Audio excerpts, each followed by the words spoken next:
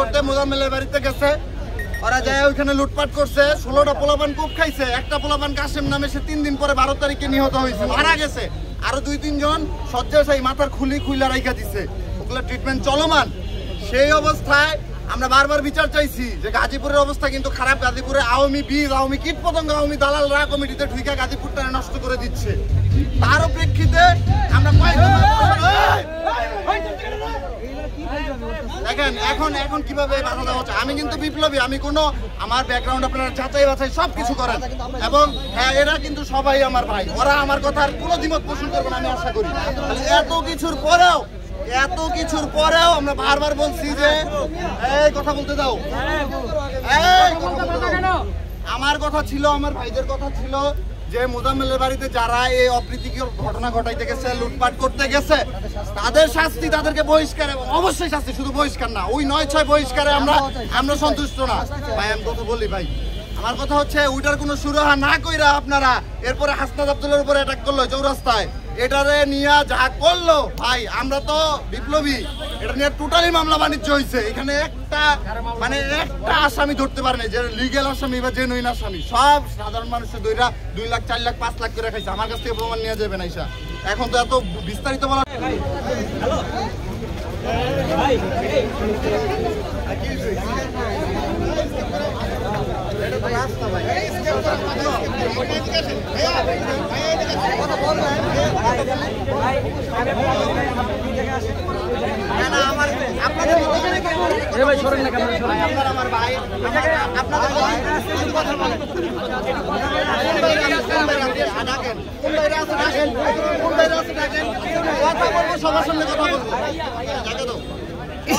সবার সামনে কথা বলবো, মিডিয়ার সামনে কথা বলবো, স্পষ্ট কথা বলবো।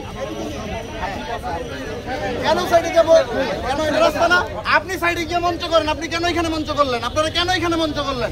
এটা রাস্তা না? জনগণের ভোগান্তির জন্য আমরা বিপ্লব করছিলাম। এই সিস্টেম কে শিখাইছে আপনাদের? আসেন সামনে এসে কথা বলেন, ফোকাস করেন, আসেন, কে কথা বলবেন? আসেন সামনে, আসেন, দেখি কোন নবাবের কোন আইছেন।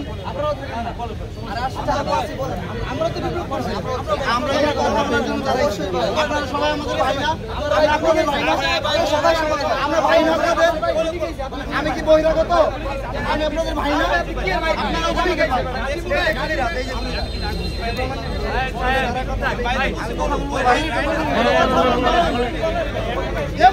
এতদিন কথা বলে নাই মানে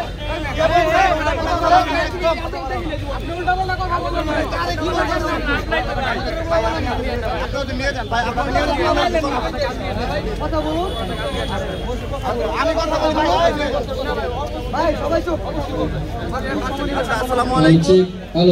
মিডিয়া সবার অবগতির জন্য বলতেছি যে আমি মোহাম্মদ মুবাশির হোসেন, বৈষম্য বিরোধী ছাত্র আন্দোলনের খুবই ক্ষুদ্র একজন সহযোদ্ধা। এখানে যারা আছে সবাই খুব ভিভিআইপি সহযোদ্ধা, আমি সবচেয়ে নিম্ন স্তরের একজন যোদ্ধা। তারপরে আমি আমার হাতে গুলিবিদ্ধ হই 8ই ফেব্রুয়ারি মোজাম্মেলের বাড়িতে আমার ছাত্র ভাইরা লুটপাট করতে গেছিল। এটা চরম সত্য কথা। আমার ছাত্র ভাইরা টঙ্গী গাছার পোলাপান মিলা প্ল্যান করতে মোজাম্মেলের বাড়িতে গেছে।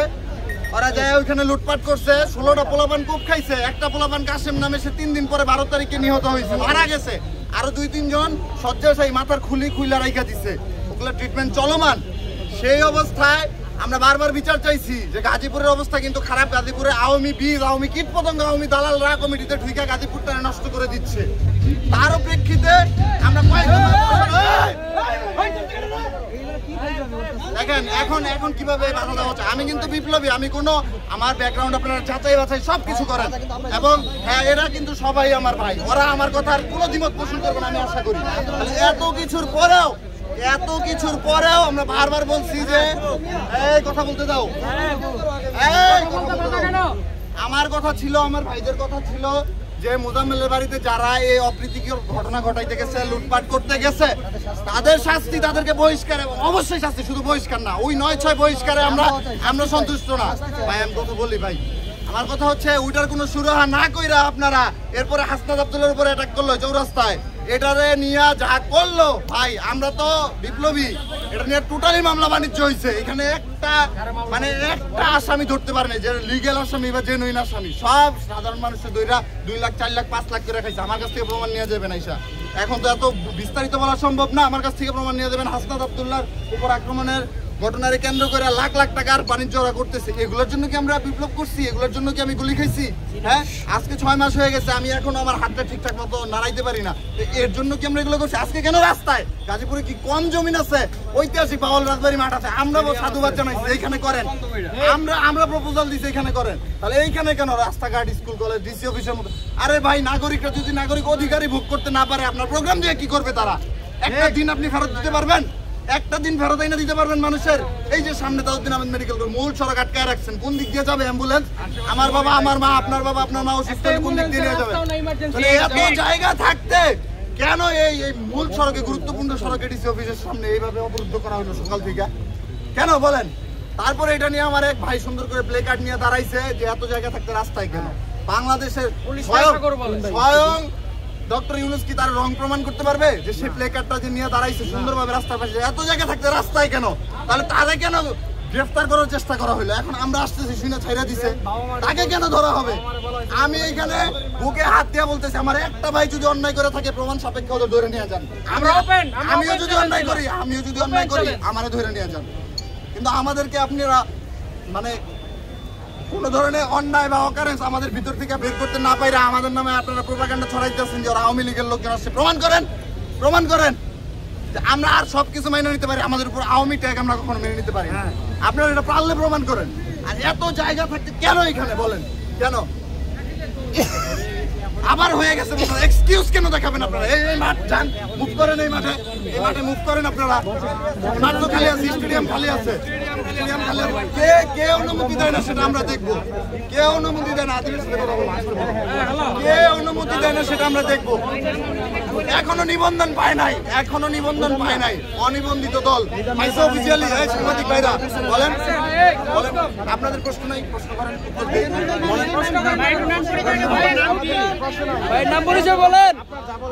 আমি মোহাম্মদ মুবাশির হোসেন, গাজীপুর জেলার বৈষম্য বিরোধী ছাত্র আন্দোলনের নগণ্য একজন যোদ্ধা, ঠিক আছে? আর আমি আমার জায়গা থেকে আমি সেই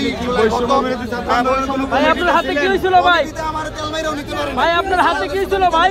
আপনার হাতে কি হয়েছে? আমার হাতে গুলি করছে, এই আমার হাতে গুলির পরে থেকেই তো শুরু হয়ে গেছে অপারেশন ডেভিল হান্ট। আমি সেই ব্যক্তি।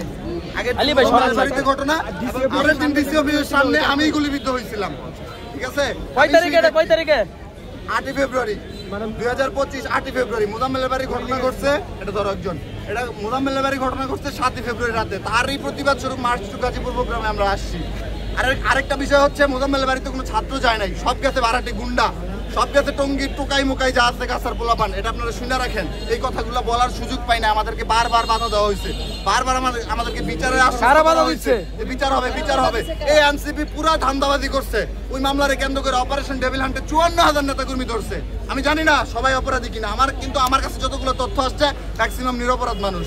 তাহলে কেনই তোরা লুটপাট করতে যাবি, কেনই ডাকাতি করতে যাবি, আর কেনই সারা দেশে এরকম একটা ভুয়া অপারেশন চালু করে দিবি তোরা?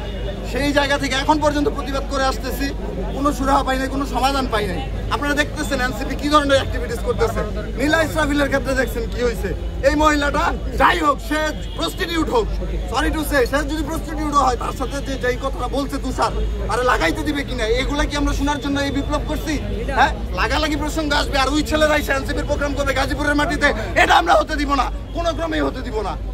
এখন আপনারা বলেন, কোনো প্রশ্ন থাকলে আমি উত্তর দিব। আমি চলে যাবো, আমি ওদের প্রোগ্রামে আসিনি, আমি জাস্ট এখানে প্রতিবাদ জানাইতে আসছি। আপনি যেটা বলেন যে গাজীপুরের মাটিতে আপনারা এনসিপির প্রোগ্রাম হতে দিবেন না, এই ব্যাপারে আপনি কিছু বলেন? না, হতে দিব না বলতে, এখন দেখেন এটা পুরো 7,000 পুলিশ প্রোটোকল নিয়ে আসছে।